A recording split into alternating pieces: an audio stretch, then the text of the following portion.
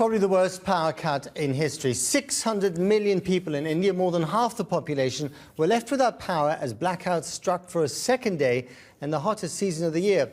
Miners were left trapped, lights went out, trains stopped in one region after another as a ripple effect spread from the foothills of the Himalayas to the deserts of Rajasthan.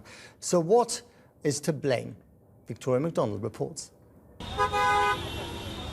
This is the result of one of the world's biggest ever power blackouts. Traffic brought to a virtual standstill. The lights of no use at all. And metro stations closed with handwritten notices blaming a power failure from the northern grid. This was the second day in a row the country has been hit by electricity cuts. Yesterday it was in the north, today it had spread to the east. 19 states have been affected, from Kashmir to Rajasthan to Kolkata, and including the capital, New Delhi. It's affected 600 million people. That's 1/8 of the world's population. And the blame has been laid at the door of 3 states, Uttar Pradesh, Haryana and Punjab, for drawing too much power from their grids. Northern and eastern, both the grids have failed. And at the moment, the reason is by overdriving the power by many states. I have put in all my people at the job. The power grid chairman is working. Now we are getting power from the western region and some other places. Strangely, after presiding over the power failures, Mr. Shinde has now been promoted.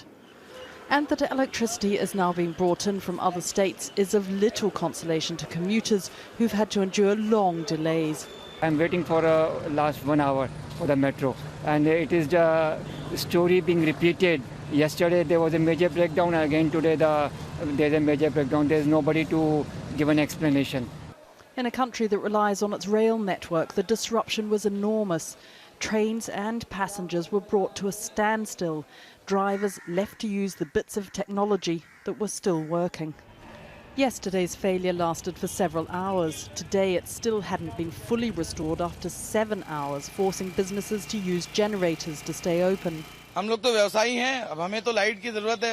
We are small businessmen. We need electricity.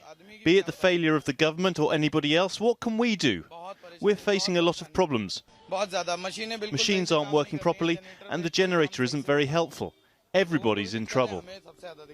A weak monsoon and higher temperatures have led to power surges as people try to keep cool, all of which has highlighted India's insatiable demand for electricity and its failure to invest in its infrastructure.